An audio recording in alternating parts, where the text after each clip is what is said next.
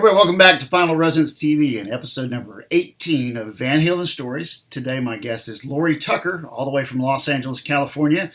You might know Lori as the detention teacher in the Hot for Teacher video. Now, she's done a lot of other videos for like Dwight Yoakam and Rick James, right? It's like all over the map. Been a model out there for decades. Now, I don't know if you answered this before, but you're originally from California, is that right? Yes, I'm actually a bona fide Valley girl. So I was born and raised in the San Fernando Valley and lived in Europe about 3.5 years, came back. So I've been in LA my whole life. Okay. Yeah, I'm a local girl.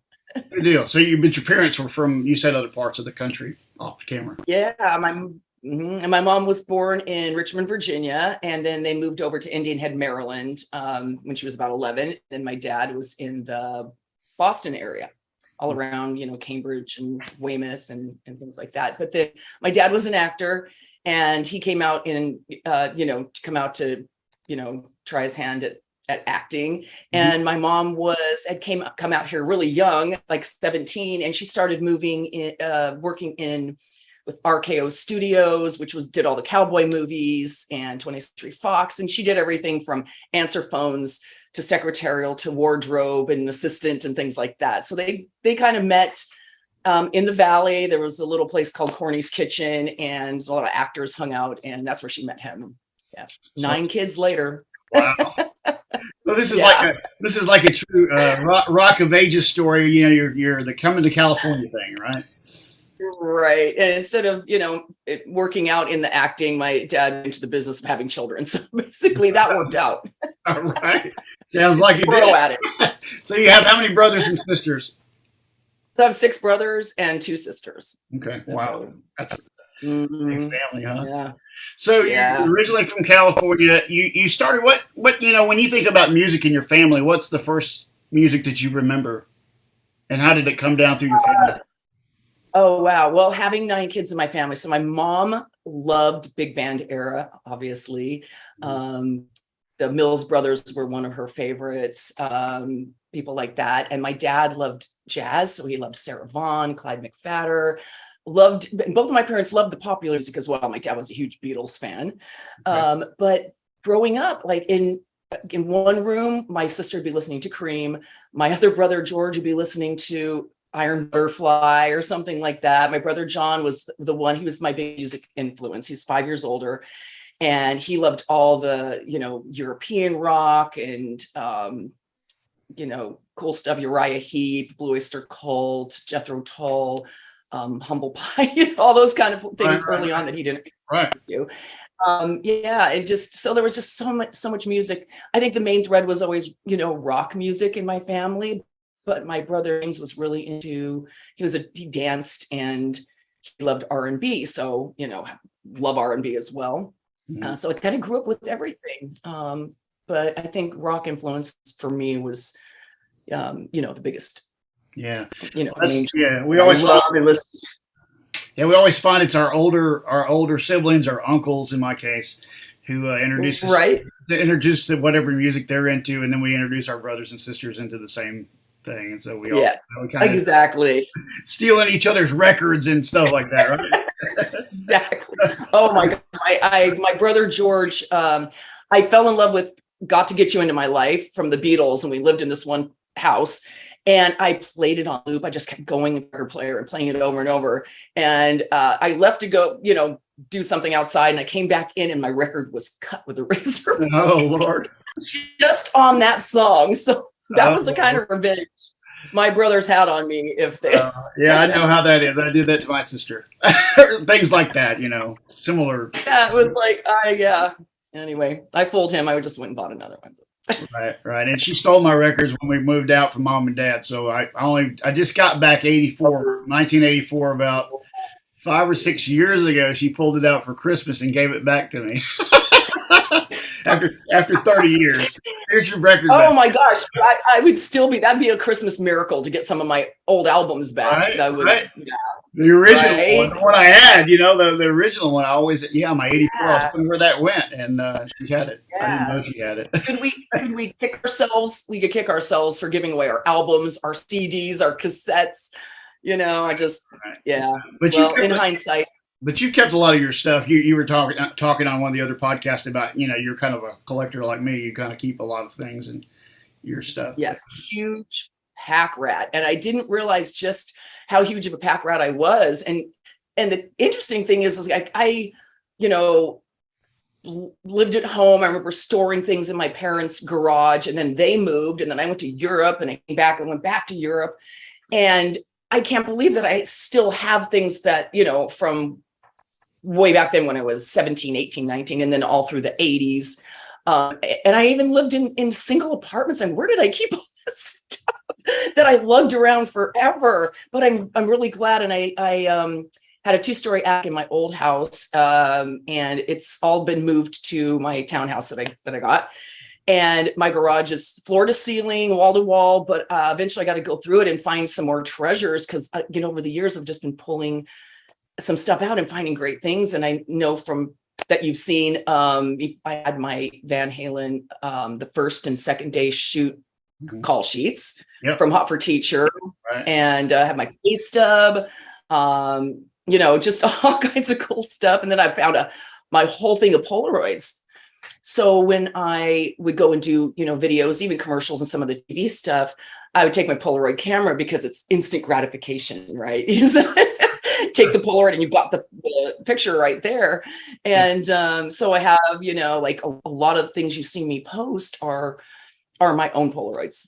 Unfortunately, didn't have that on Hot for Teacher, but I have some nice memorabilia from that. And Nils Lozow, the photographer, was kind enough to do some prints for me from our photo shoot with Dave in the car in front of Waldo's car. He was the guy with them, and he just put out his new book, and it's amazing some of the stuff he has. But I'm kind of like you. I always try to keep things. People are always amazed at things that I've kept, and they wish they still had theirs. But I've just been that person who's always kept my stuff. Me too. Every time I went to the NAMM show, I met somebody that I always wanted to meet, and it was like every year was somebody different. And like the first person I ever met was, I'll show you the picture. See if you remember this. Yeah. You're probably old enough to remember this guy. He's still alive. Oh, but he's much older than enough for us. He's much older than us. Can you see that? I can't see it well enough. You've got to tell me. It's Doc Severinsen. Oh, Doc Severinsen. Yes. I actually met Doc because I was a high fashion model, and I probably did little fashion stints on every single one of the evening shows and daytime shows. Merv Griffin, Johnny Carson. We did something, the Tonight Show, all that stuff. So I met Doc. Yeah, I remember him. That's so funny. He was super nice to me. I was really young. It was like my first time out in LA, and he was the first celebrity. Yeah. And he was so nice to me. I was just blown away. I was like, I watched this guy, this legend, when I was a child in my parents' bed watching the Tonight Show. Right. And here he is, and I'm meeting him, and he's just taking so much time with me, and I was really touched by his sincerity. So nice. Yeah, it was really great. Yeah. I mean, those people were in our living room literally every night. Right, we didn't have, YouTube and the internet. We had our shows we watched, and I remember at home watching certain thing, and then we watched the news, and we watched the Tonight Show, and then everybody went to bed. When the Tonight Show was over, you only had one more. I think it's Tom Snyder, and then it was over. Right, which was good. My parents went to bed. We didn't, but yeah. Right, exactly. It was, a lot of people that I interview, of course, are from our era, and that makes, everybody has that common experience of those times with the lack of TV, just that live music was such a big focus, and one of the main things we focused on as we were younger. Right. Yeah. Did you ever play an instrument? No, I've said before, I really, really love the drums. I wanted to play the drums. My brother, John played guitar. My brother Tommy plays guitar. My nephew, you know, a lot of musical people in my family. My dad played some things, but I was so busy from such a young age, and I didn't get a chance to like take lessons continuously and, you know, and learn it. I took some lessons, and the guy got, unfortunately, the teacher Epstein-Barr. So I got 3 lessons in, and then he got sick, and I was traveling so much at the time and working. I just kind of went, But I actually was saying to somebody the other day, got a really great drum teacher out here that my son took from, Victor Bazzetti. And I'm going to hit him up. And I just saw him recently. I'm like, I'm going to take some lessons. And that's almost kind of a threat because, you know, Yeah, but it's, you know, it's never too late to play. It's all about having fun. You know that, and it's you know, music's for everybody, always. It would just be for giggles, for sure. For fun, though. I mean, yeah, that's amazing stuff. Now, your first rock concert was what? It was Bachman Turner Overdrive. I think it was 12, and my brother John, same guy. He took me with a friend of his, Randy, and a few of us. So there was like 6 of us. It was at this arena out here, and we drove over, and we were all GA, and the line was so long waiting to get in. So, you know, you get in and you kind of just rush the field and try and get a good spot. And my brother's friend, Randy, was like really cool. And he had like a piece of paper in his pocket, and he was asking around for a pen, and he drew on it Section B. And he literally got us in a line, lined us up. He goes, follow me. Randy's 6'6", looked very, you know, even long hair, he looked official. Right. And he literally walked us almost to the front of the line and said, excuse, Section B this way, Section B, excuse me. And he like parted the line, said, excuse me, we need Section B. And he lined us up in there and stood there, and we got in like some of the first people.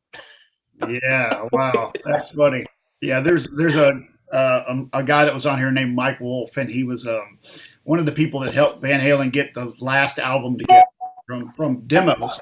And Mike was telling me how they had these ways of getting themselves in and backstage. You had to have like a certain attitude and a certain swag, and you just had to have confidence to be able to pull it off. And he was with Carmine a piece, which he played with him for a while, okay?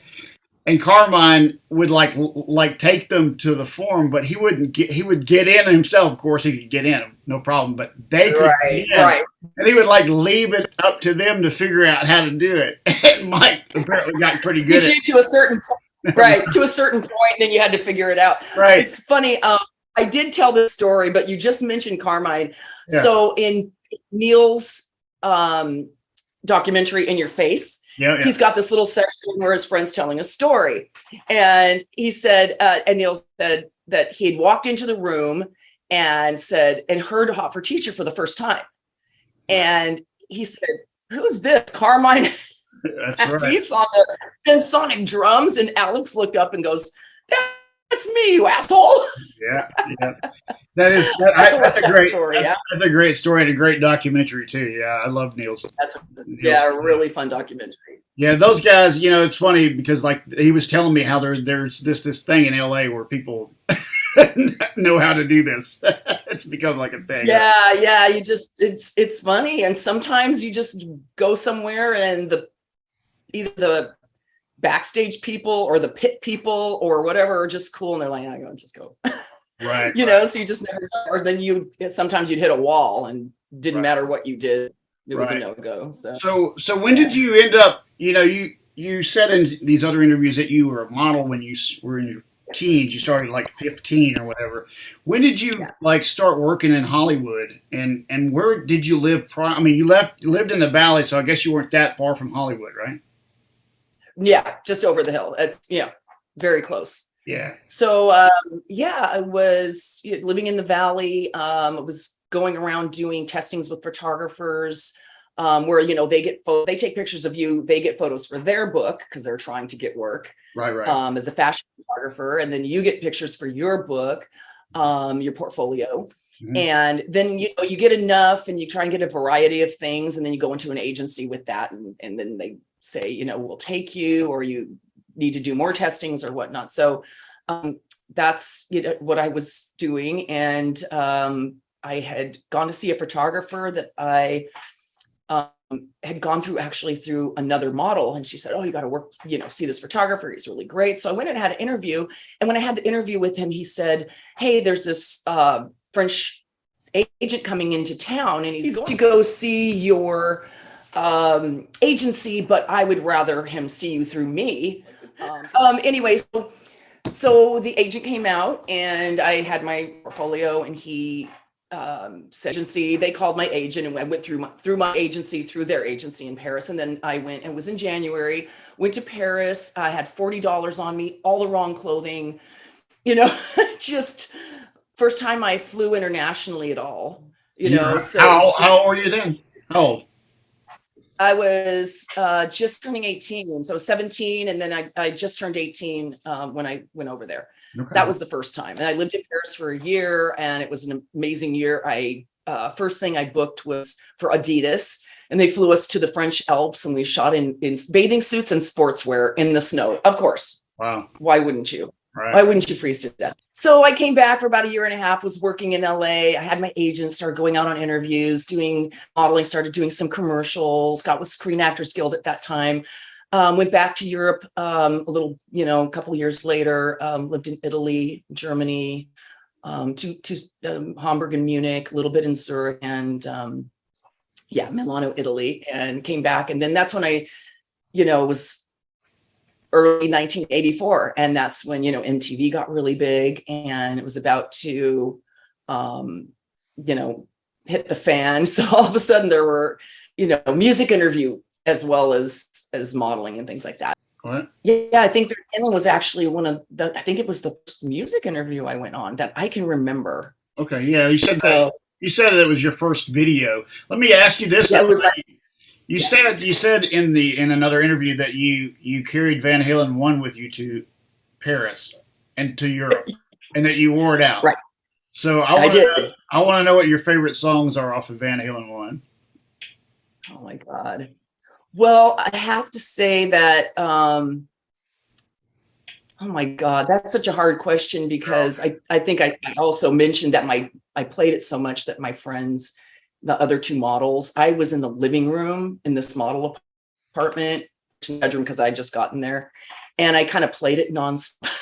And they just hated me. They were like, can you please not play that anymore? Can you please? Luckily, my brother George wasn't there with his razor blade to cut my Right. But I used to put Jamie's Crying's on and cry. It's like yeah. But there's just, songs that like I always had Running with the Devil on my running tape. That was like constant all the way up until I could not run anymore when I tore my meniscus 5 years ago. I was always on there. So, right. And, I'd mentioned I just loved them before I, got that job. So I was really thrilled to get that interview. Yeah. I've done, were you aware of them before you went to Paris? I mean, you got that album when you were in the States. Right. Okay. Right. I brought the CD with me. Yeah. It was only probably a year or two old, right? Yeah. It was a year. Yeah. Year and a half, something like that. And the bummer. The 80 or so. Yeah. 79 to 80. And then, went back a little later, but it was hard to find Van Halen in Paris. So I literally had to go, call my parents from this phone booth at the post office because we weren't allowed to call out in the model apartment, as you can well imagine why. We'd rack the bills up. So I had to go call my mom, have her send me another tape because I couldn't find it anywhere. And my roommates were really upset when that came in the mail. I bet. I was in Europe in 88, or I think it was somewhere in there, 88. Yeah. And it was very expensive to call home, and super expensive. Yeah, you couldn't do anything like that back then. I mean, No. I mean, we could get calls in. Yeah. So if my parents wanted to call me, would call me at like 11 p.m. Right. And it would be like 6 a.m. there. Right. And yeah. really, really early for a model. So, so segueing into the Hot for Teacher, MTV became popular. It was at 81. It started to hit our houses, right, somewhere in there. Yeah. And then you were coming back around that time, and then I was back in 1981, late 81, okay, and I came back in 84. And yeah, I remember, Boy George, and a lot of the bands, on there, the first videos I had seen. yeah. What did you like? What was your favorite videos in the early years of MTV? Well, I think what everybody loved, I loved the Cars. Mm. I loved the Boy George one. I loved, Yeah, gosh, nonstop. yeah, like I just remember, like, I think in 84 getting the first compact disc player, which was like $800 I paid. And there were very few discs, and the discs were $30. So I remember getting a Jimi Hendrix. This is the only thing I could find. I think it was the Thompson twins, Jimi Hendrix, and one other. I can't even remember what it was. And then I ended up literally taking the player back until it got a little cheaper, because I couldn't even find music for it that readily, Right at that time, So, no kidding. That was like, there was that whole transition between, if you look for vinyl now, you look for stuff that was pressed in the early '90s. Extremely hard to find things like like Van Halen's "For Carnal Knowledge" is a really hard vinyl to get at any cost that you can afford. It's insane because it was that transition time between tapes and vinyl, and those are even rarer. Right. Yeah, it's really wild. So did you see Van Halen before you went to Europe, or did you just see him afterwards in '84 or something like that? I actually never got to see them live until 2015, which was their last concert. Okay. Right? I saw them in person. I spent 3 days with them, but every time they played, I was in another country. When I left that country, they would play that country. If I was home, they were playing somewhere else. I tried so hard to see them, them being one of my favorite, but I never got a chance to. So you saw them the Hollywood Bowl, the final show then, huh? Hollywood Bowl, final show. Last time Eddie played live, last time Dave and Eddie together, and last time I think Wolfie played live with his dad. Yep. Obviously, they played at home, I'm sure, but so really happy to have been at that concert. Yeah, I know a few people that were at that concert. Mike Wolf was at that concert as well, one of the other guests. Oh, okay, yeah. And he did get backstage. Yeah. He did get backstage. There you go. He's a veteran. Seasoned veteran. He's a veteran. But I got to see some other good people in Europe when I was there. But in one of my garage finds, I found my pristine Def Leppard Pyromania tour ticket stub from Hamburg, Germany, when I saw them in '83. Awesome. It was just in perfect condition. I opened this envelope. There was a bunch of, tickets, and I was like, no. So I have that on my wall, and I have, I saw Joan Jett in '82 when I was living in Munich, and she was playing this little teeny place down the street from my house, like the size of it was small. I can't even, it's a room, basically, and that was really cool. I have her ticket. It's pristine. So I got to see some fun people. You got to see all this stuff in Europe. Yeah, I never. You know what's funny about you saying that about Def Leppard is that my first concert in Europe was Def Leppard. In Europe? In Europe, yeah. I was there. My dad and I went to Ireland to play golf in 2011, I think it was. And one of my guests that's been on here, Damon Johnson, was Alice Cooper's guitar player at the time. And they were playing over there just by chance while we were there. So it was Alice Cooper, Def Leppard, and Thin Lizzy together. Oh my God. Yeah. What a lineup. Yeah, it was a great That's lineup. Amazing. Yeah. I love Alice. He is always headlining the St. Jude's, the Warburton St. Jude's Research Hospital fundraiser that I help with every year. Mm-hmm. And he's so gracious. Luckily he loves golf. So, we get him to play he gets to play every time. but he's always so gracious and with his time, and he's just a doll, you know. I Really is. love him. I met him. I met him one year, and he was everything that, and more than I thought. You know, it's like a lot of times I'm really surprised by the celebrities I've met over the years. You know, and music celebrities too. That they are, a lot of them are very genuine people, and Alice Cooper's one of those people. I just was like, you know, wow, this guy's he's very engaging and very easy to talk to, and is nicer than you would ever think. You know, you just they're the real, and it's funny because some people you think are going to be super cool turn out to not be, and the people you think, oh, they may be a little, you know, turn out to be great. And Alice brings his son Dashiell to sing and play too, which is really cool.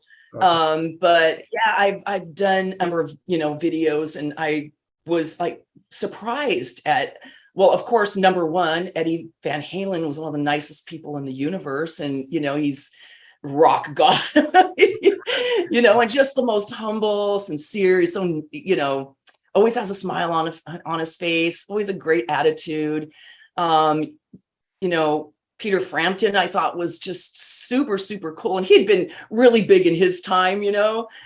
So, you know, it was just him and I on the set basically. And we talked for hours and hours and hours. And, you know, I found out way more than I ever needed to know about Peter Frampton. But he was so open and engaging and sweet, you know. So really nice. And then some people you work with and you're like, geez, dude, calm it down. right, easy.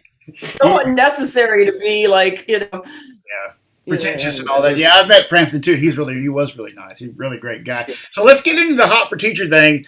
Now, you were 24 in 84? Is that right?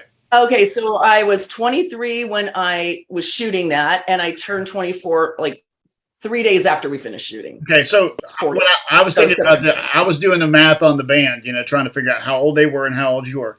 They were only right around 30. They were right around 30. 29. Eddie was 29. I think his brother and Roth are a little older, and I think Eddie's the baby in that group. And so they weren't much older than you when that was going down. And I was only 10 when I shot that. But right. That's, you know, because you were talking about the whole audition process where you had to go in and it's just this tiny room and all. Well, not an audition. I guess they wanted this after they saw you in the tapes that you had those audition tapes. Then they had you come in and and they met you, and I guess you know, obviously they want to look at your look, right? Because you're 23. I mean, you know. And hot for teacher. I mean, you know, they're going to look at it. But I'm sure they're going to check you out as a person too, just to kind of, you know, to see how it's going to feel around you, and you know, because they're going to be presence. And another thing is too is, you know, you were the detention teacher in the famous photo behind you right there of the frame where you're in that with your giant hair, and I love the kids, and they're in the, you know, in the cell with you and all that. Well, you said there was quite a bit of banter during those shoots with the kids in the cell and all that. Tell me about that a little bit. Yeah. Well, so when we were, and it's so funny. I just have to say, do you know Caleb? Caleb Rappaport. I know he's going to be watching this. So it's so funny when I see Caleb at one of his shows, or like we were, I ran into him at Mammoth, and when he introduces me, he always says, "Lori's the dominatrix." Oh yeah. Well, you kind of. Lori's the dominatrix in Hot for Teacher, and I that's so funny. I'm like, well, I'm the detention teacher, but yeah, I do have a whip, so only. But so they had all the young Van Halen's there in the jail cell, and it's really funny because when I started to talk about this in interviews, you know, I thought everybody just realized that Eddie's laying on the floor. So I was just like, and I just say, I don't know if the director told him to be on the floor. I don't remember that, but he just laid on the floor because he was comfortable. Okay. There wasn't much room on the bench. There was this like bench set up like a jail cell, and I remember the kids being in there. I remember the kids being in there. I remember the kids being in. So but I don't remember it. And yeah, the rest of the group and the kids. I mean, if you look at the video, Eddie looks like he's 12 laying on the floor. Okay, that was what it was. You know, well, he was practically 12 at that time, but yeah, so they put the one kid sitting in the middle that I pushed down the, I was calling him Junior as a joke, Right. They had to push him down, and he would say something between takes, and I'd be like, "Watch it, Junior," But yeah, so he was laying on the floor, and I know he was, twisting his cigarette in his mouth in between takes too. Eddie always had a cigarette. Right. And so I had to go back and forth, and they had me in like, these really high heels. And then my hair, I have a lot of hair anyway. And they put this kind of a more hair on me and then ratted it out to make me look really, like a mean detention teacher. The attack of the 50-foot woman or whatever. Yeah. That famous poster in the movie, right? Right. That's what they were calling me. And so just going back and forth. And then, Eddie would jokingly, like when I was rehearsing it, having to go back and forth with the director to see the staging, he would like put his feet out like he was going to trip me. Right. Right. Boys. They didn't know I have 6 brothers, and I'm used to all those antics, Right. Yeah, because he only had the one, but so in the video, these kids, where do they find these kids at? Oh, just same thing. Screen Actors Guild. Everybody had a casting call. So casting agent just saw all the kids probably on one day, and then saw the girls on the next couple days. Probably a 4-day process, seeing 100, 200, 300 people, whatnot. Those kids are how old? They were like, what? Are they 10? They were young. I think maybe 10 to 12. I don't know, 13, depending. And it's really interesting that you bring that up, because I had brought up on one of the interviews that I remember Lori Butler is the teacher that's dancing on the table. She, walks into the room. It's supposed to be like the cafeteria, and she rips her dress off and starts dancing. And the kids are all around her, and they're kind of like, reaching.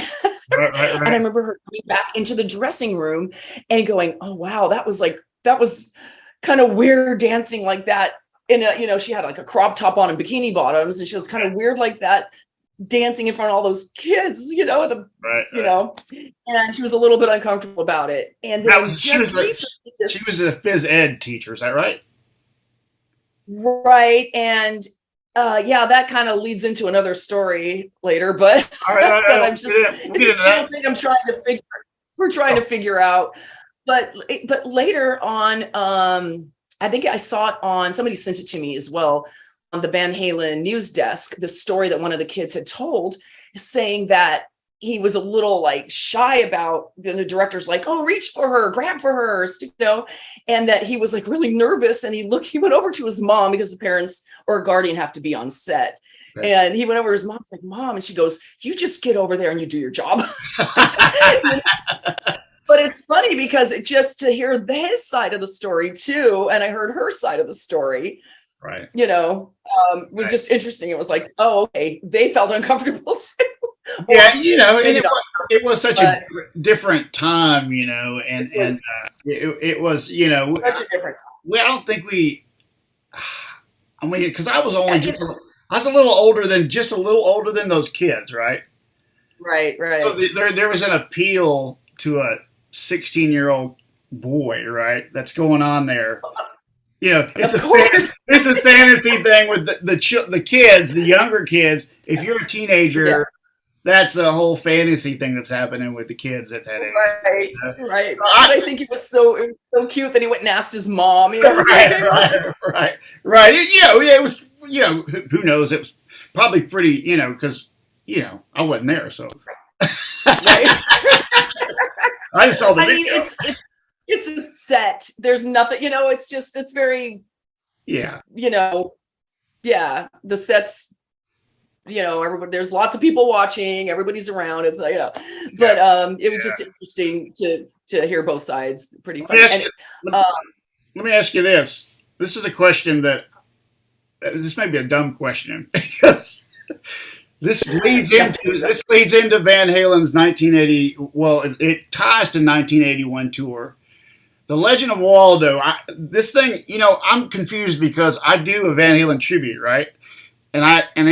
in the band, I'm wearing the 1981 outfit, which looks a lot like the character from Where's Waldo, the book, the children's book, right? Right. The same Right. shirt, and I wasn't really that. I knew, what? After people started reminding me about it, I connected the two, but I didn't connect that at all.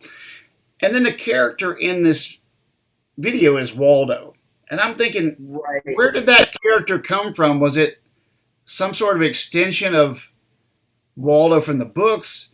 And did Eddie consciously think of that when he was wearing that outfit, or was this some sort of accident that Yeah, happened?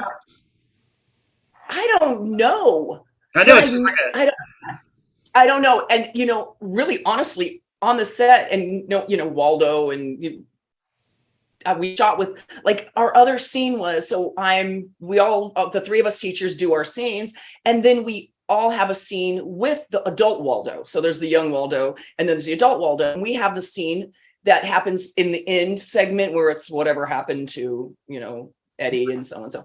right. And it says no one's sure what happened to Waldo after graduation. And then it shows Waldo with the purple car. And then we're dressed differently, kind of like, streetwalkers. Right. We're dressed okay. And he has like a fur coat on and he just like takes his hat off and goes like this, like he's a pimp. Right. So yeah, I was thinking that at the time, like the where's Waldo thing. But also a couple of people had been like talking on different sites that I was seeing, like, does anybody know who Waldo is, Waldo's name? And then one of my call sheets has his name, but we're not sure if it's the young Waldo or the adult Waldo. I gotcha. So David Goner or something like that. So I don't know if anybody's ever found him, but I finally found his name. Well, that's one of the things I want to ask you too is you mentioned in other interviews that David Lee Roth was sort of trying to take over the directing of this video. So Right. there's a lot of information that not only Roth shared, but over the years, Pete Angelis, who was their kind of lighting and designer, was he on Right. set with that? Was he there? Do you remember? I don't remember. I don't there's so many people on set, all over the place. I mean, you had your set here and you're in there, and then there's like 1,000 people here and people running around and the director and then the producer was there. And, so, I mean, he must have been there. Yeah. He was been there. He was Dave's right-hand man, and also, I don't know if you know this about Pete Angelis, but he was Tawny Kitane's boyfriend for a long time. Yeah. Long time, and I know she toured with them. Yeah, So there is that connection. But I was wondering how you said he was kind of trying to take over. Do you think it was just like because Roth always was sort of like the visionary behind a lot of the visuals and all the ideas. He takes credit for all of them, of course. Yeah, 100% of them. Well, yeah, I just remember on the set, like literally. He was giving us a lot of direction. He was talking to the director a lot. And I just remember the makeup artist and one of the ADs and somebody else going, yeah, God, the director's he's mad. Dave's kind of taken over and he's upset and they're trying to like calm the director down. And, so I remember that really well from the set. And I also remember in the one car, in the car where they take off after he says class dismissed and they get in the yellow car, that the owner of the car, I know his name, but I can't think of it because he calls himself Fig. He was a comedian or something. He's still around, and I think he still owns the car. Okay. And he was upset because that car was used. He rented that out in studios and commercials, movies, whatever. And Dave peeled out, and it made the car go. I don't know why. So he was. Yeah, I don't know why I thought this, but I thought that was Dave's car. But what car was Dave's car was the car in Panama. I'm pretty sure that lowrider. Panama was actually Dave's, but maybe I got those two confused because, Yeah. because nobody ever. I think Fig also, or Fish also owned the purple car. Okay. And because I remember somebody, them telling the girls, oh, don't put your high heel on that, and don't do this and don't do that, and Neil kept just putting me near Dave. So, just kept saying, okay, you go over here. And it's really funny because the other girls didn't want to, like, they were nervous about touching Dave. Okay. Like, oh, being like this. And they were kind of like, if you notice in any of the pictures, they're kind of a little bit in the background. And I'm like, I'll touch Dave. Right. I was like, I had my hand in his shirt, and I was like, I had his lapel. Not all of those are out in print, but Sure. yeah. So yeah, Neil was like, yeah, do it. So Lori. Right. He's all about that. I know. I don't care. Blowsour he's a wild man. I love him though. I mean, he's so real, and he just is who he is, and that's it. He is one of a kind for sure. But he was so cool to, right lockdown, I went to go see him, and like I said, I just went to his studio really randomly, and didn't even know if he'd be there or any. And he just happened to be walking out his door with a little thing of trash to put in his trash can that was out front. It's right on like Cahuenga, and well, I won't say exactly where it is, but yeah. And I'm just like, hey, Neil. And he's like, hey. And I'm like, I don't know if you remember me. And then we, got to talking, and he's like, oh, come in. And then we talked a little bit, and he goes, oh, come over here. And he had like everything he's ever shot, I think, in these metal filing cabinets. He's a motorcycle collector. He works on them. He collects them, some really amazing ones. His whole studio's filled with that mostly. And then some iconic pictures that he's taken all over the walls from Bowie and Zeppelin, and of course Van Halen and Eddie. And he just goes, yeah, what year was that? 83? I'm like, no, 84. Neil, just like the album. Right. And then he's going through his filing, and he pulls out all the slides that he took from the set and just laid them out. He was the only person allowed to take pictures. The only person. So, it was just super cool. And then he said, hey, pick a couple out and I'll print them for you. And he signed them, and, things I hadn't seen before, hadn't actually been published, out there yet. So that was really fun. And then he found out I was doing the St. Jude's thing, because I help with the silent auction part. And he pulled out 3 amazing pictures and signed those, and those I was able to, we got some great money for St. Jude's from, awesome. Selling that at the auction. So yeah, cool dude. He signed a book for me, and yeah, very cool. So let me ask you this about the other teachers. You were about to tell me a story about one of the other teachers. Before you answer that, do you know where they're at, and have you had contact with them? Okay, so Donna Rupert, I have contact with her a little bit. So I'm friends with her on Instagram. Mm-hmm. I believe she's living in Canada, and she has a couple of adult daughters and, a few grandkids. Mm-hmm. And she's a beautiful woman. Which one was she? Not in the music scene. She's the first teacher in the classroom. Oh, yeah. She dances with Dave, and he dips her, Yeah. I think she was Miss Canada at one time, and I know she was here, but then she's back in Canada. Yeah. And Lori Butler, I saw. Well, Lori, I worked with a number of times actually doing things, and I just found this. This is from an old, this is before. It's like 81. Okay. I think 1981 or something, and we had done this thing. And there's it was just a bathing suit ad for one of the okay. Yeah. And I came across that. I'm like, oh, I put that on my wall with it. But so she's also shot the video. She's also the one that in the very beginning of the video, I guess, where he goes, my homework was never quite like this, and the little Dave and the big Dave, and she walks through the aisle. Gosh. It's kind of the beginning. She's in that's Donna Rupert. Okay. With the skirt on, as she walks, you see her from behind. Yeah. Yeah. And then she turns around and just looks over. That's Donna. And then Donna's in the, then they, of course they were, revealed she got the blue bathing suit on, and then she dances. So the crazy thing is, and a lot of people have asked me, and then I've talked about it a little bit, is there's a woman named Lillian Mueller who says that she was in it and in the music video. And I mean, I don't doubt that she was in that sense, but we shot the bulk of the days, the 3 days. I have the call sheets. She's not on it or anything.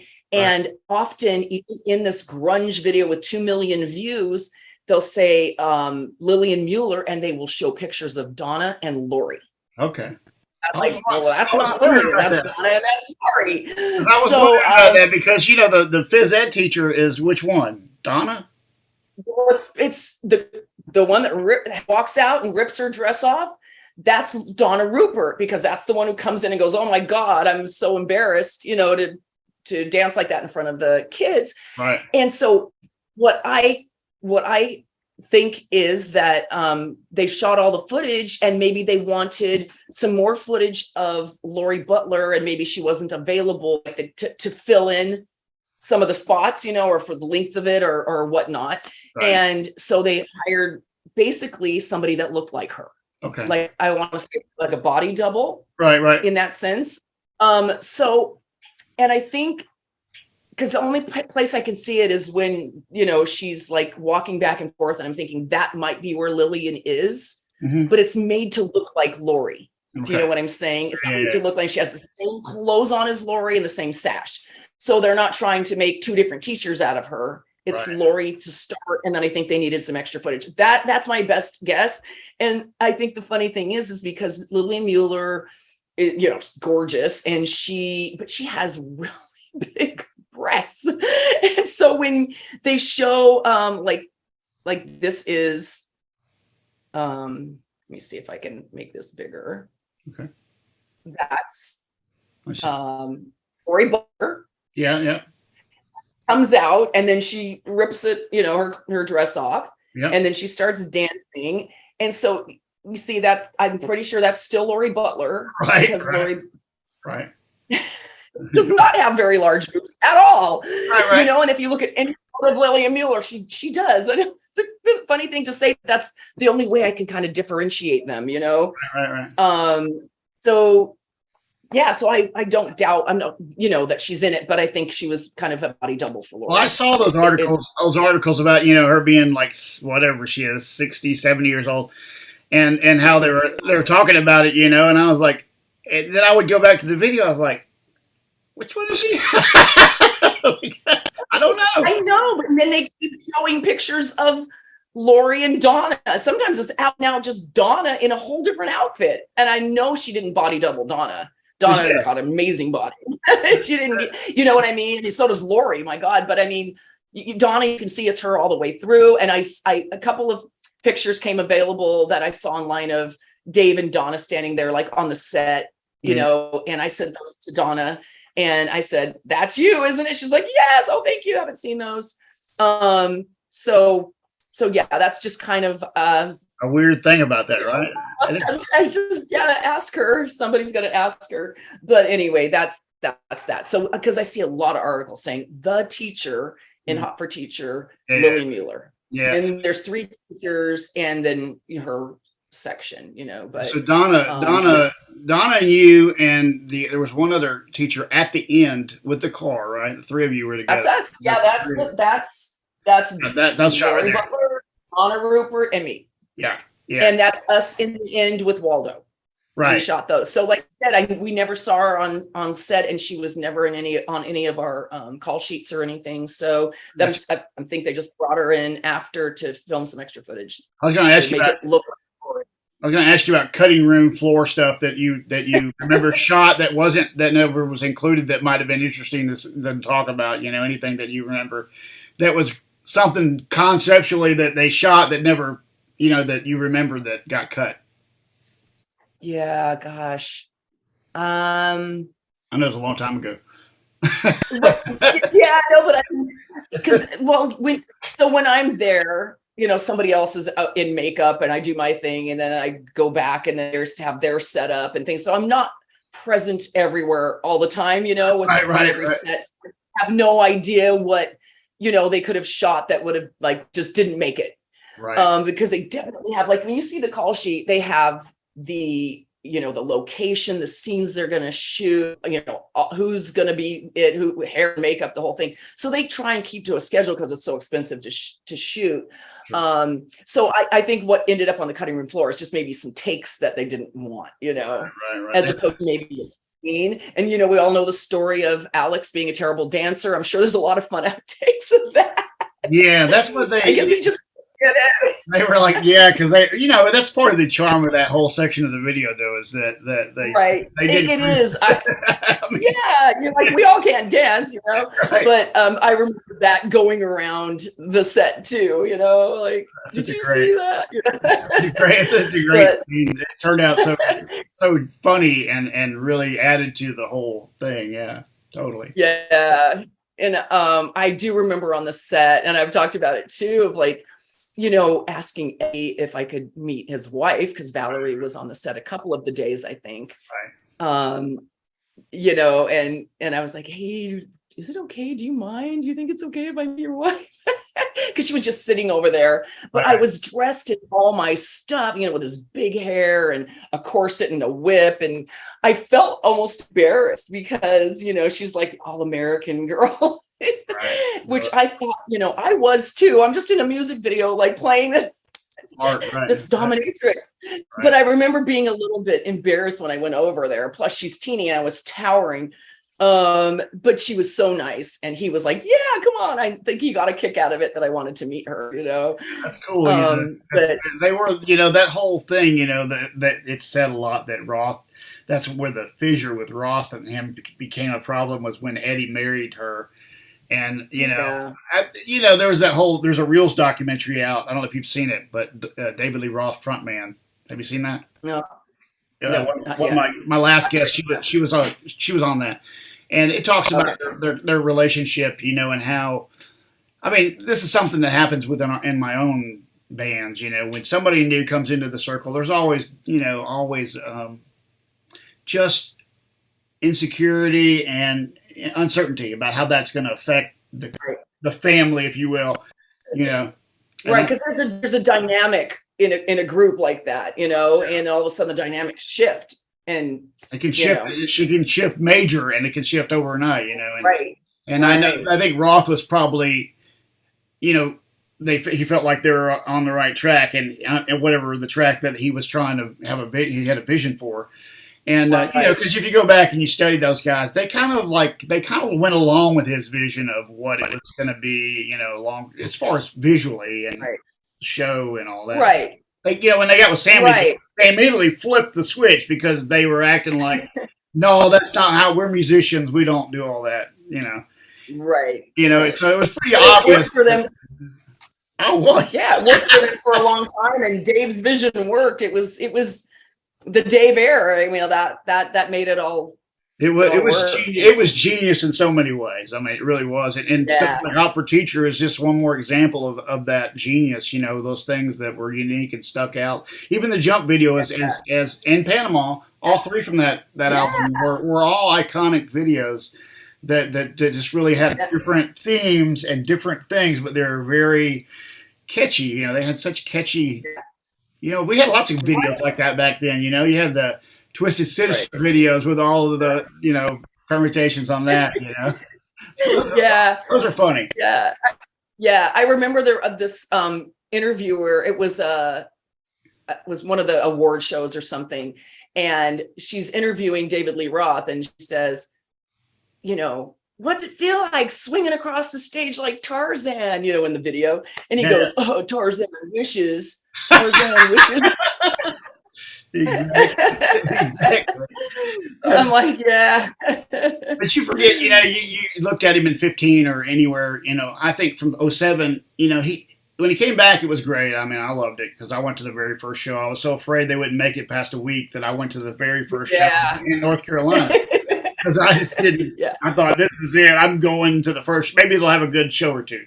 Gotta do it. Yeah. Yeah, and so I went, and I was very impressed with how he came back with that, and he got wore a little bit towards the end, but his personality is what was, everybody always said that about Roth. He just had that thing. He did. He's such you can say a lot about him, but he was a great front man. He was just, One of the I great. mean, like one of the greatest. And it's funny because I talk to people at like different genres of music even. And they're just, he's an inspiration for everybody. If you could be like David, back in the day, it was you'd be like Elvis, Yeah. Then it went to if you could be like David Lee Roth. But that's what's funny is people don't really realize that about Roth is that, somebody said at the time when Roth was as big as the biggest thing in the world, he was bigger than the Stones. He was bigger than Mick Jagger. People don't remember that. A lot of people don't realize he was bigger than Mick Jagger. He was, right. I mean, they were just the biggest on the earth for a time, and I stop and think about, because we're talking about Dave taking over some of the directing, and I'm like, what would have been like if he hadn't. It's really great that he did, because he's got injected Diamond Dave in there, and all the iconic vision. This her book. I don't know if you know Greg Renoff. Do you know Greg? I do. I have Greg's book. Yeah. Okay, so you've read that book.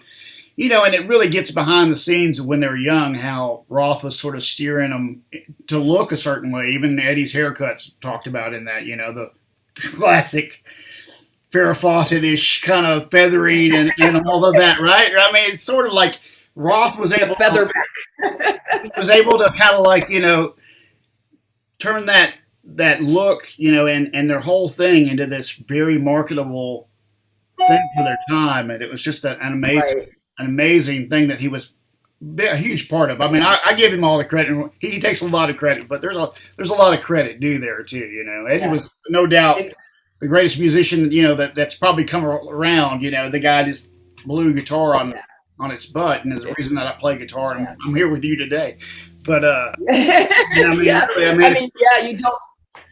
I have not met one guitarist that has not been inspired by, young and old, that has not been inspired by him. And I love it, because I do have a lot of musician friends and singers, and I go to, as many shows as I can. And especially since COVID ended, I'm just out there trying to, see everybody. And it's so fun to just see how excited young people are about, and how much they know about Van Halen, how much they love Eddie, how much they love, I love that. It's cool, and then I have like all the, Instagram people I've never met, but, we talk about Van Halen, we talk about Eddie, and, sure. It's just, he's just been so influential to, I think it's going to be for generations to come, Actually, I just saw a girl, I was just on YouTube a minute ago, and, I was watching a girl. She was probably about 13, and she was playing Unchained on a guitar. Oh my god! She I was like, wow. I've seen those. Those are the challenging songs. It's like she was nailing it. I was like, wow, good job.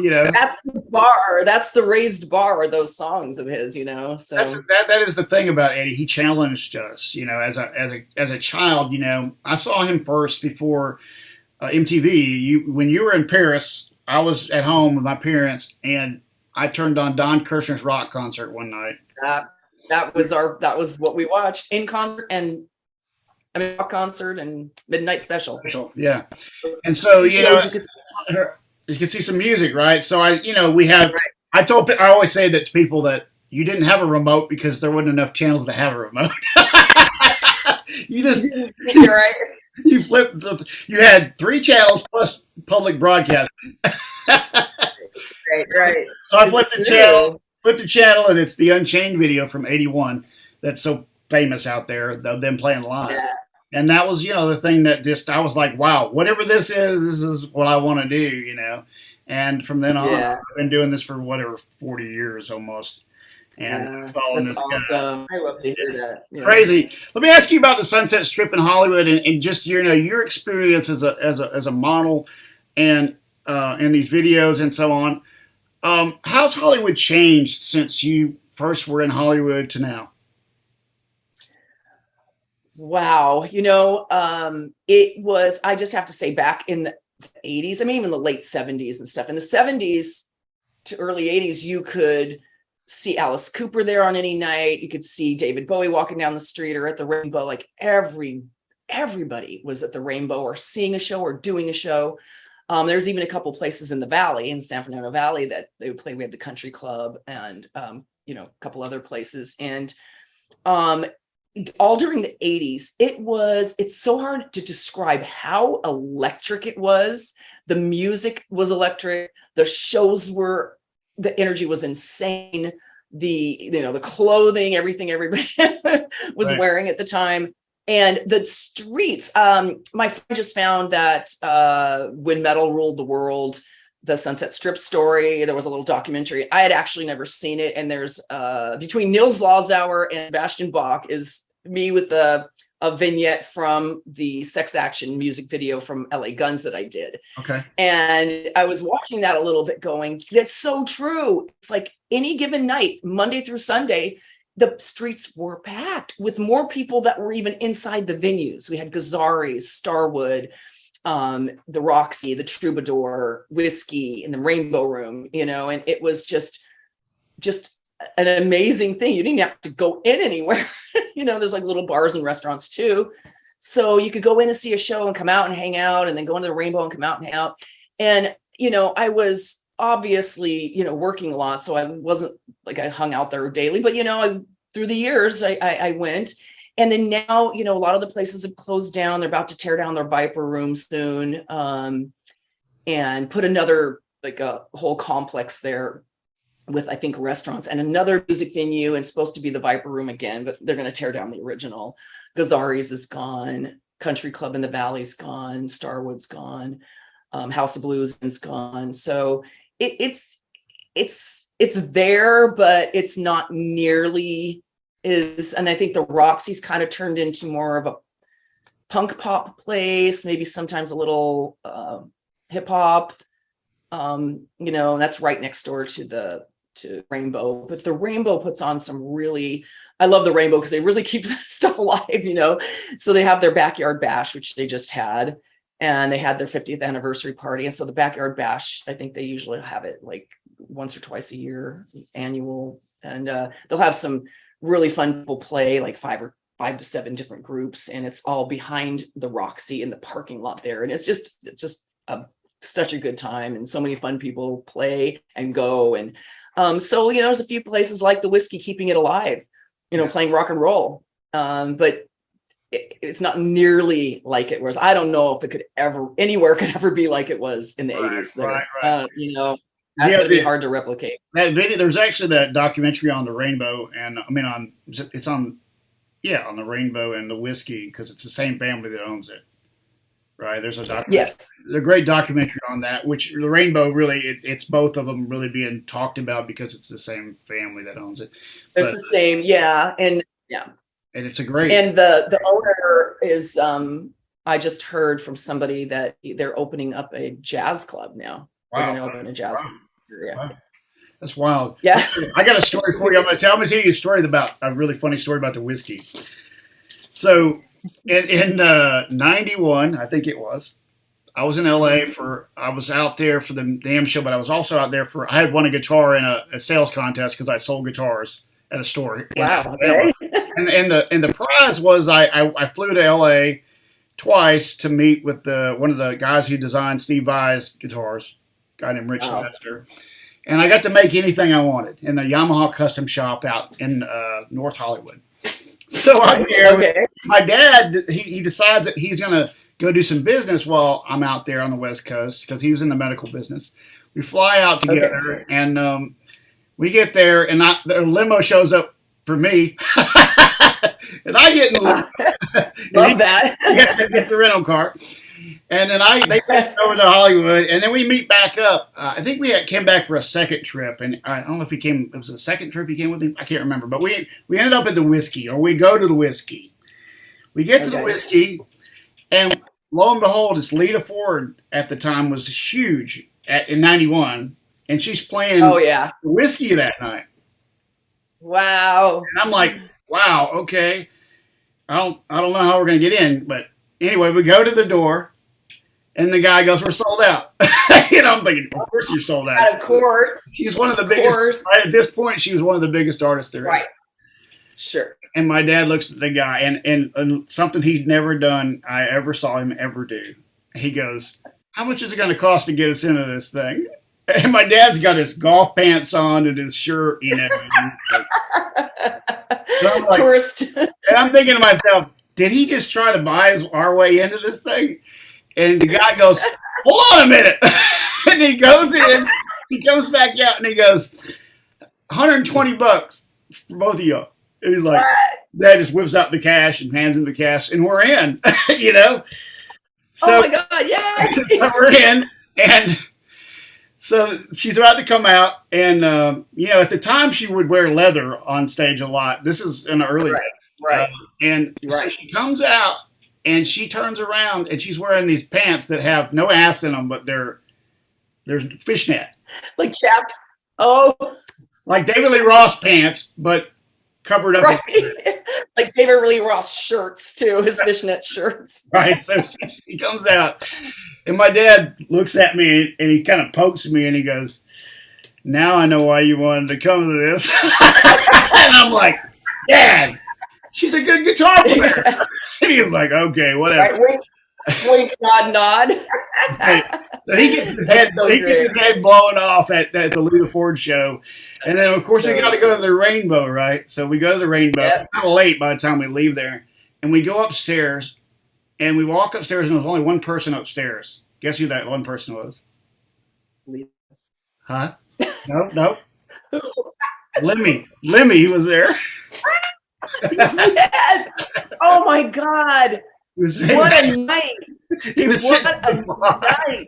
And I was like, "Dad, that's Lemmy." And he goes, "Who's Lemmy?" I said, "That biker looking guy over there." Oh my God. That's, a statue. That's why it's Lemmy's Lounge, It was where he went out and played. Always there. He was always playing whatever one of those machines, right? And he was doing that, exactly that. And so we didn't mess with him, but we saw him, and I just one of my most memorable Sunset Strip stories. Oh my God!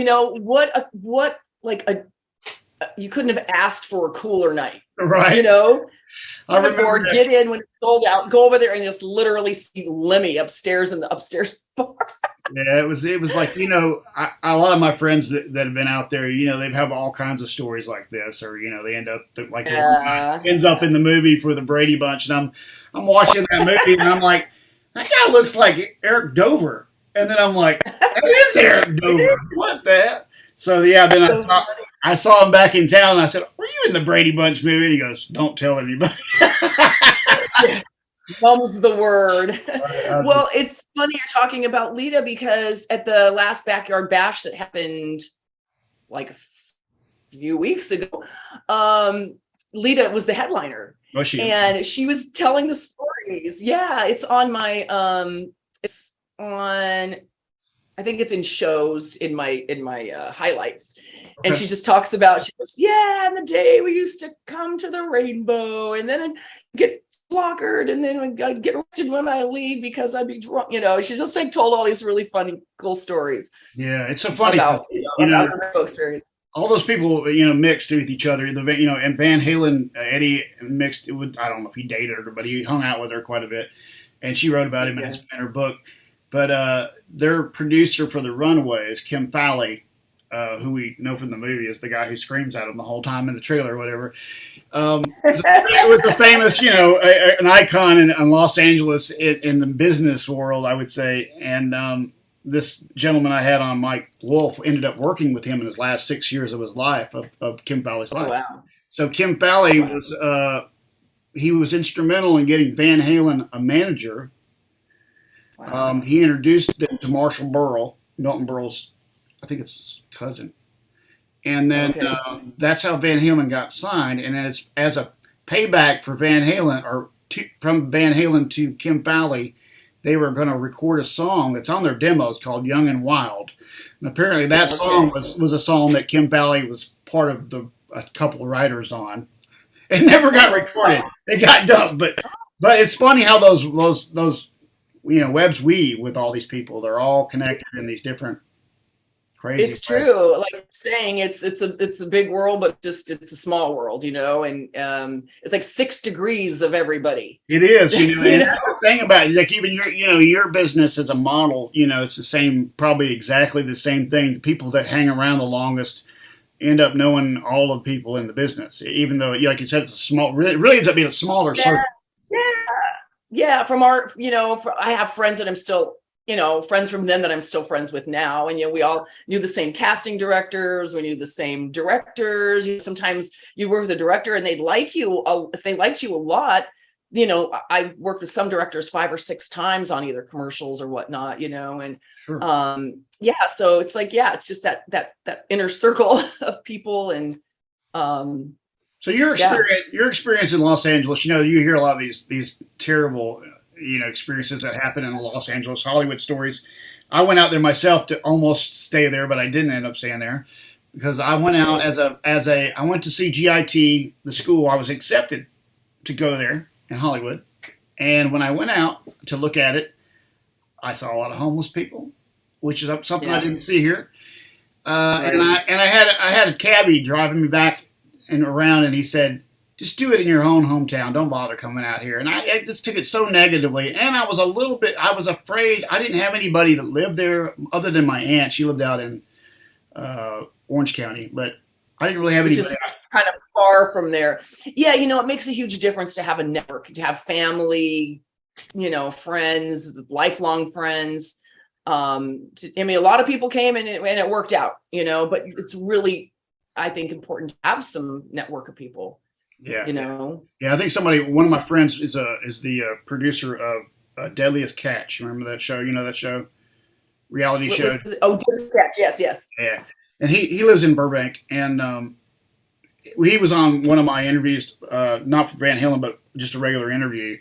And I knew him from high school, and I thought it'd be kind of cool to soak in his experience of going out there. And he said that, the big thing for him was, like you said, you kind of need to build yourself a little bit of a bridge before you just, at least in he said, if I was to give you advice, this is how I'd say, make sure you've got something together a little bit before you. Right. Because he didn't. To work with. He didn't either at first, but he did get there with some he already had some money saved, so he had some time to get his thing going out there, working as like a grip and all these other different things, a runner or whatever in the early days. Right. But he kind of already had with jobs he was doing locally, because whatever film companies would come to our state, he would be involved in those shoots as a runner. So he had his feet wet, and then he went and finally is out there. Right. Yeah. Right. Yeah. It just tells it. And in the music business, I think it's different from now as it was then. And you maybe had to literally be here or New York to get things going, but now with the internet, and people can produce their own stuff, get it out there. You don't even have to have a record label anymore. There's people with millions of followers without even a record label. Most of them have management, but it's different. But I do think still it's that Hollywood or LA is someplace, if you want to start performing, and getting out there performing, I think it's still a good launch pad. A lot of the bands I know come from out of town here and come to play, and they're like, it's so important that we play here, and then we meet everybody here, because it's kind of, like, if you want to do Broadway, you got to be in New York. So there's a lot. It's a jumping off area for still is a lot of people. Still is, like, even though it's different than it was. Yeah, it really is. Yeah. So, like for NAMM, when we come out there for that show, that's 90,000, 100,000 people that show up from all over the world. It's a great opportunity to network and meet people from all over the world, even if you don't, even if there's, because the funny part is, it's not like, it's like this, like me meeting you. Right. My friend Jared that you met, I think it was at that thing, right?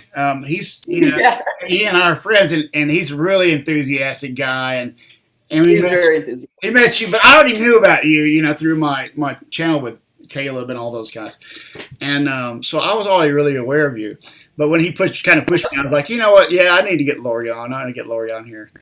Talk about, Well, talk I'm about glad he did. And yeah, I met him that night and he was like, hey, go. And he got into a conversation and everything. And right. he's a sweetheart, And then I saw that he did that. He's like, hey, Jeff, do you know about Laura? Kind of put us together, but there you go. Part of the network, right? Well, and there's a lot of folks in this circle that I'm working my way towards trying to, I like to let it kind of happen organically, like that happened. You like kind of poked at me, like, yeah, I should. Yeah. And I just work my way. I don't like, it's not real methodical. When I try methodical, it doesn't really work. Like if I try to be like, Yeah. I'm going to do this, Organic. this is something I do for the love of it. This is not Right. the kind of business. This is my Right. passion that I've always had, and I go play Right. guitar. I play guitar for a living. That's not, that's my work.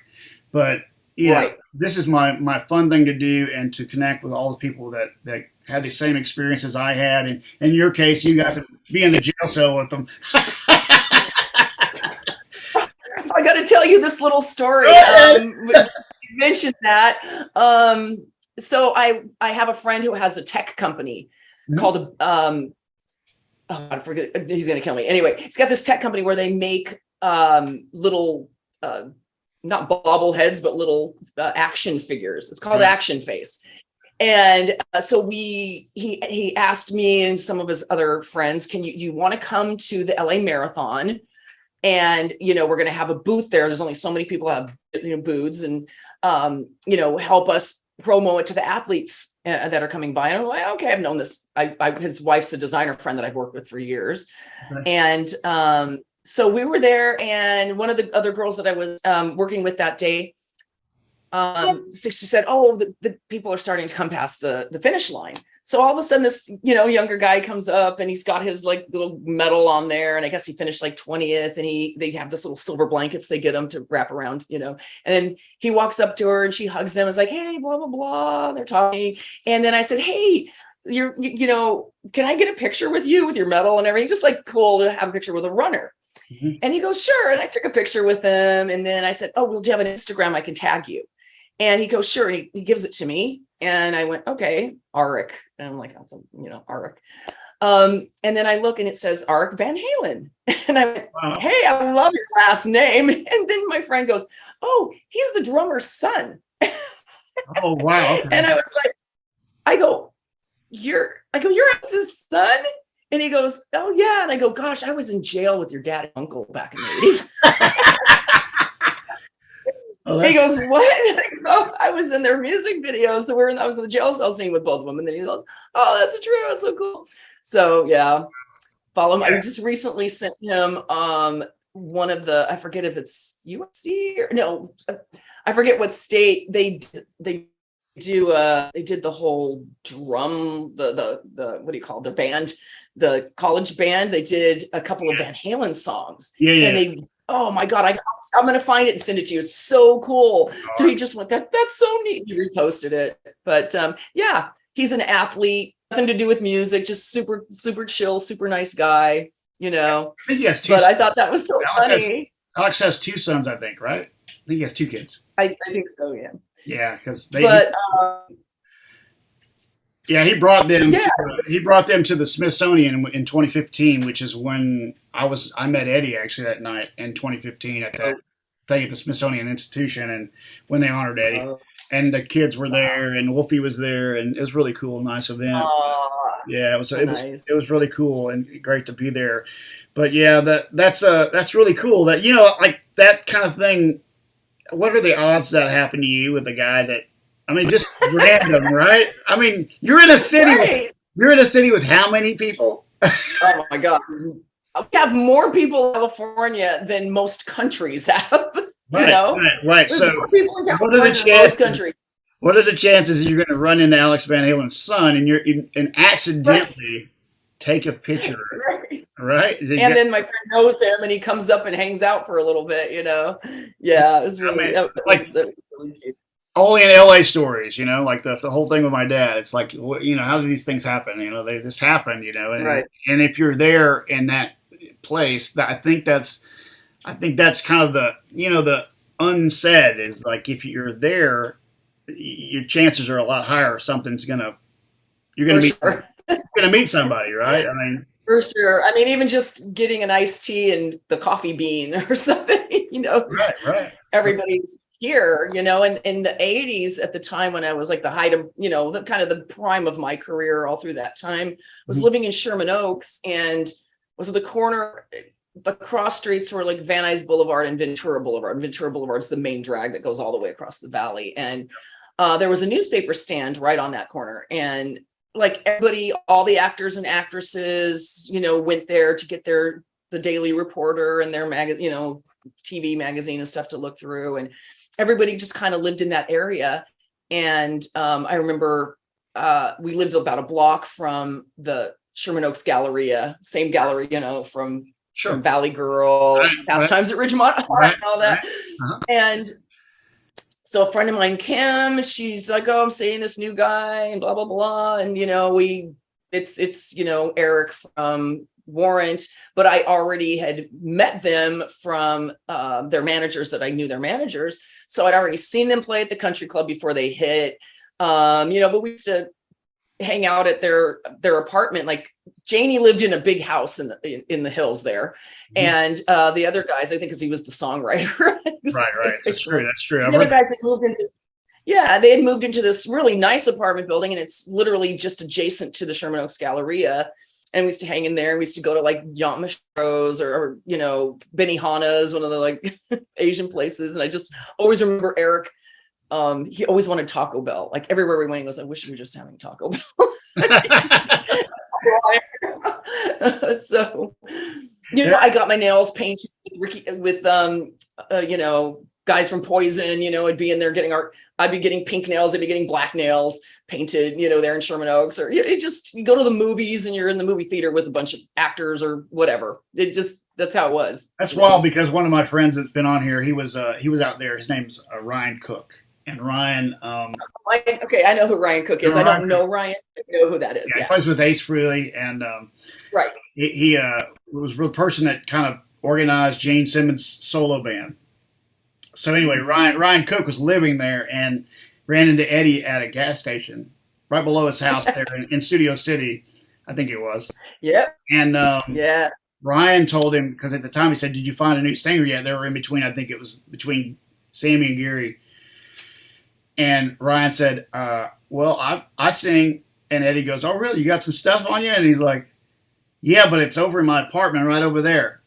And he goes, "Okay." And he said Eddie got in his car and followed him over to the apartment, went up to his apartment and listened to his stuff and like took it with him. I mean, like just out of, oh my God, like come on, right?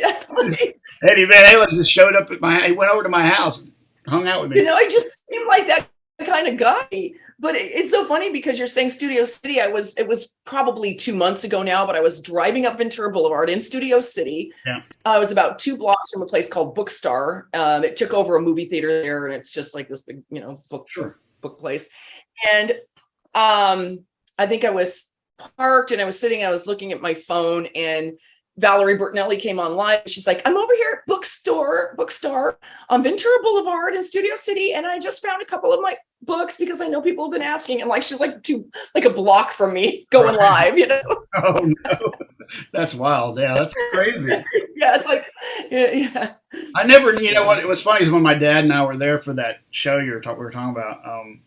I had not even known this at the time, but. You would go up over Coldwater Canyon. If you go over Coldwater Canyon, you go down over Mulholland and you go down into Sunset area down there. That path. Yeah. I didn't even know Eddie lived right there. I would drive by his house a couple of times and never realized that his home was right there.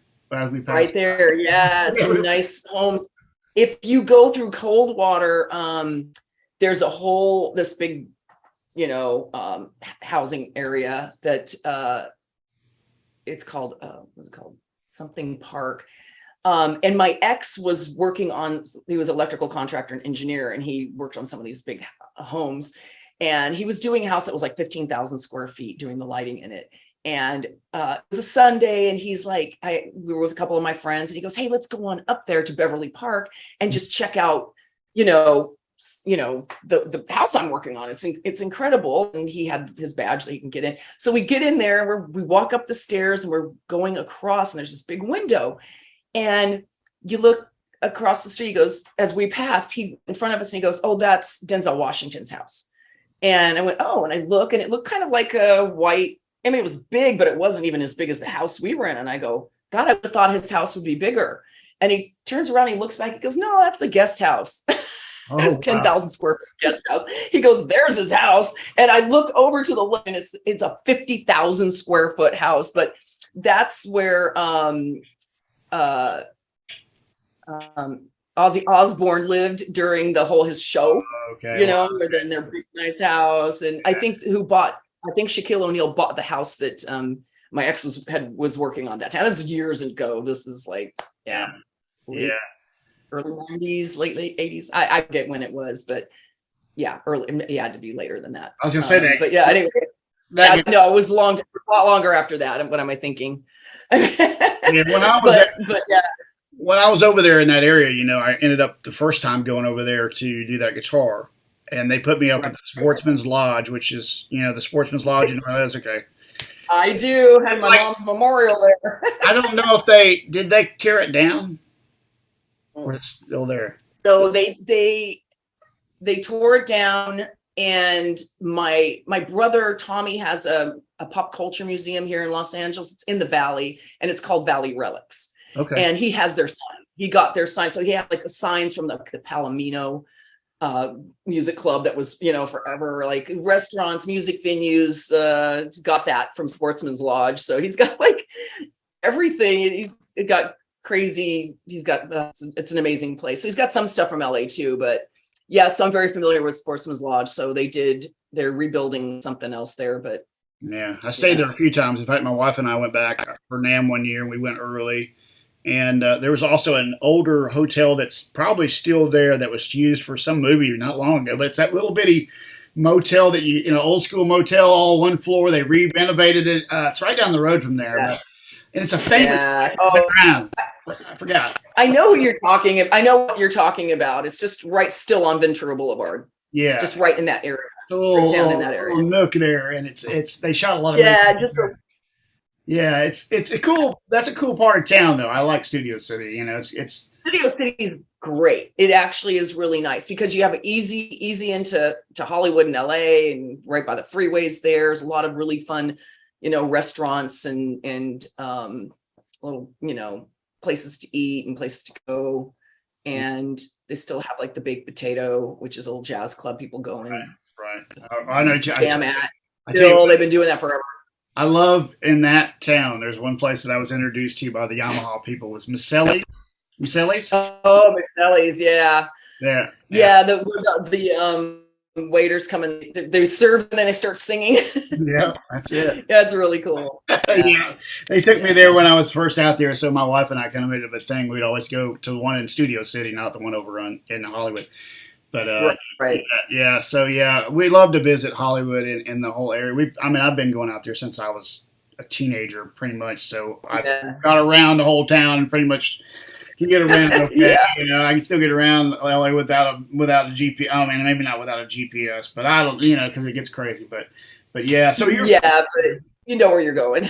so your family now. Your brother has this museum. That's pretty cool. And then what did all your other siblings end up doing?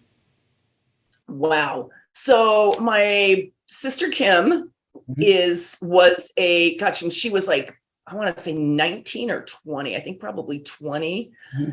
She had a friend that worked at Hanna-Barbera, the cartoon company. Wow, cool. And my sister was really good at art and things like that. And she was looking for something, a job. She goes, "Hey, they're having interviews. You should come in."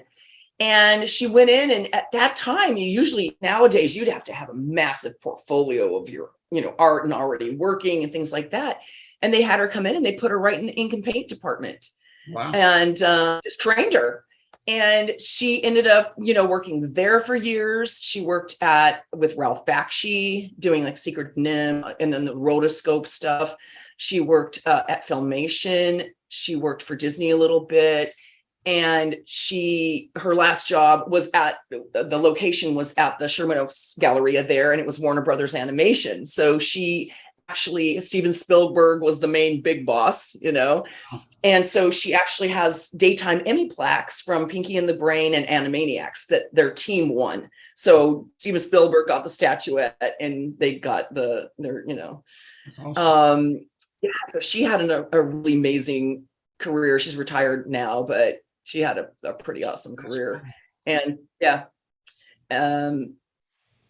so my brother Tommy has the museum, which is cool. He's younger than me. He started collecting, just always loved like Valley history, even though we're not very old. People make fun of the Valley, Valley Girl talk. And right. but he started collecting, and he has a big t-shirt printing company called the Print Lab, and they print things, shirts for all the music bands, Hot Topic, celebrities, things like that.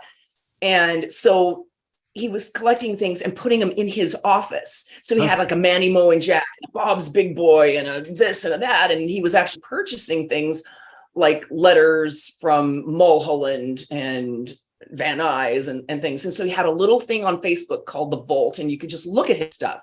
And people kept saying, Tommy, you got to open a place. You need to have your own place so people can come and see this stuff. And eventually he did. I don't know, maybe 10 years ago, 9 years ago, maybe. It was in Chatsworth, and it was really popular and fun, but he just had so much that he ended up he's in 2 airplane hangars in an annex of the Van Nuys Airport on Boa. And because he's gotten the rights to like all these places that have gone out of business, like Licorice Pizza, which, they made the movie called Licorice Pizza. So that was record stores out here, vinyl stores. And so whether it was music venues, vinyl stores, or radio stations like KNAC, NAC, Pirate Radio. Yeah. So he has all those t-shirts and merch available in his merch store and online, which is really cool. And a whole lot of cool books that are about the Valley and things like that. So he's got an amazing, George Lynch did his ESP guitar promo thing in there. Okay. A lot of people rent it it's such a cool venue with this, like, I have seen that ESP did a video with George Lynch. Yeah. As like, I want to say there were like old timey gas pumps, and there's cars behind him. He's got some cool cars. And then all the neons, and he's got a whole slew of music memorabilia, and he's got tons of like things from the cowboy days till now, a lot of movie set stuff. He's got a whole row of free play pinball arcade games that are retro. He has got the sign from Family Fun Arcade, which is where we used to go when we were adults. Wow. And he has amazing events there, and it's just it's always on the top 10 list of places to go in LA, even though it's in the Valley. So I have to check that out. Yeah, he's a BMX fanatic. Oh yeah, so he's got like 50 BMX bikes hanging from the ceiling, and then he's got displays from all the OG BMX people, because they produced Mongoose bikes in the Valley and a couple of others. So everything's kind of related to the Valley. Yes, right, because I was in BMX before I got into music, and as a kid, you're kidding! I know. I mean, I knew PK Ripper, who was one of the original guys. And, did you like the trick or racing? Well, I did racing, but I like freestyle as well. I did, half and all that stuff. Try not to kill myself. Yeah. Compared to what they do now, it was nothing. These guys. Yeah, no, I mean, he has some really amazing BMX events where they'll have all the OG people. I just have a bunch of. I'm gonna send you these all the signatures on, but like Bobby Encinas, and he's got a whole display there, and Rick Thorne, who's a really good friend of my brother's and friend of mine. So have these just big, huge events, and everybody's hanging out, and you have some OG, famous ex, racer, cooking food while they're there on the outside, like at a barbecue, Sure. And it's an amazing community too. Yeah, that's that was a whole traveling circus of its own back in the day. It totally is. Totally is. So that, I mean, that's what kind of makes this museum so cool, is there's just like something for everybody. It's just got a lot of different things. My brother Tommy plays guitar, and so he's, always got really good music playing when you go in. Right. It's definitely not elevator music. That's cool. That I totally remember the Lynch video that he did there, because there was a few different clips that came out of that, and I was always like, where is this at? Yeah, it's very cool. If you're in town, you got to definitely come see it. I'll give you a tour. Oh, right on. I'll be there in April, I think is what I'm planning on. Okay. And we have to do it. Yeah. April. April. They switched NAMM to the spring this year, and they're going to flip it to winter the following year. So it was kind of like, last time was still coming out of COVID, and I know. So I know so many people that go every year, and this last time really didn't make it out here because it was just kind of in between. Yeah, we're still in between there. Yeah, so I think this year the spring will be fine, and then we'll be back on the winter schedule. So yeah, we're going to be out there. I've already made plans to come out, and it's been I'd missed it. I hadn't been able to do it for 3 years almost, and there's all these new Eddie things and stuff too. Oh yeah. Oh my God. Yeah. The murals and all that stuff. Yeah. But also, if you're out in April, maybe, I don't know when NAMM's going to be, but they're going to do their backyard bash again, the rainbow. Yeah, it's around April. I think it's third week. I think it is or second week. For NAMM. I'll tell you real quick. It is April 13th, 14th, and 15th. Wow. Okay. So maybe it's going to be really, really close. I don't know the dates yet, but a friend of mine's in a band called Santa Cruz, and he said they're set to play. And that was the first I heard about, anybody playing there, the lineup that's going to be happening there. But that was such a fun time. Yeah. So I'll keep you posted on the date. Yeah. Keep in touch with me on that, and I'll be out there for that. And I'm actually going to be out doing some business. I think I'm doing a new amp thing, and I'm going out towards San Bernardino on that Sunday. I think it is somewhere between San Bernardino and Pasadena. There's a guy that I'm working with. Okay. I haven't been out that far to the east, but right. Yeah. But yeah. And then the museum is open Saturdays and Sundays, so 10 to 4. If you end up here having a weekend day too. Yeah, I probably will. I just had a friend come out from Chicago, and I drug her everywhere. I just took her everywhere that I could in the 4 days we had. She came out for the backyard bash specifically. Yeah. And we had the worst heat wave, but not just heat, because it's always hot here. It's like 98 right now, but the humid, we never have humidity. And it was just like, I don't know. I don't even know how to explain it. I'm like, I swear it's not like this. Like, it's literally like hell. It's like hell because it's like hell. In the south, it's like that. I felt so bad for the bands, that had to come on first, because they literally started at 2 p.m. Yeah. So people were standing in front of the stage and then going back and having water, standing in front of the stage. But it's brutal. In the south in Alabama, it's all spring, summer is 90% humidity. And that's what we're not used to here at all. We're so spoiled, so we have a little bit of, California doesn't know how to suck water out of a cloud. So, so we don't get a lot of rain and we don't get a lot of humidity, but when we do, we're all just crybabies. I was going to say that funny thing I ran across was Grover Jackson. I met him years ago. He's a guy who had Jackson guitars. And he was telling me about rain in Los Angeles, like when it does rain, right? And that it's such a disaster because the roads are slicker than they normally are, apparently, and nobody's used to it. Yeah, nobody's used to it. We don't have the drainage. Nobody knows how to drive in it. It's just a nightmare. And I have a meme that I post every time it rains, and it says, "It's raining today. California is closed. Check back tomorrow." That's the way it is here. What do we do? Water coming down. That's what happens in the South whenever it snows. If we get 1 or 2 inches of snow, we're done. We're not going anywhere. I don't know what to do with ourselves. Can't drive in this. We're not going to work. We're not Right? doing anything today. Kids are out. I know. I just took my one daughter had wanted to see, we both wanted to see it, but she wanted to see it, Falling in Reverse and Papa Roach. Right. And they were playing in Vegas. I had just seen Falling in Reverse here at the Palladium. So she's like, I got to see it. So we got tickets to it. It's only 4-hour drive usually, to go. Sometimes longer coming back if everybody's, the mass exodus from Vegas on a Sunday or Monday. Mm-hmm. So it says we're going to be there in exactly like 4 hours. So all of a sudden we get out just outside of LA and the thing changes on maps to like 5 hours. And then we get a little further, 6 hours. And then we're hit this traffic. So a bunch of accidents. And then once you get to we got to the Nevada border.